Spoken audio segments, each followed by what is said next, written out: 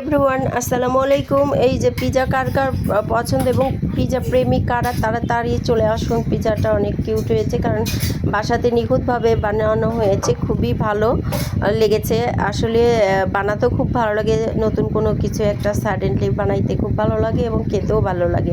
আর pizza তো বলাই যায় না, পিজা যে এত প্রিয় কি আর বলবো। আর really I like this pizza. আপনারা কি পছন্দ করেন? Do you like pizza? অবশ্যই জানাবেন। তো সবাই ভালো থাকবেন, দোয়া করবেন আর বাসাতে ট্রাই করবেন, পিজা বানানোর চেষ্টা করবেন।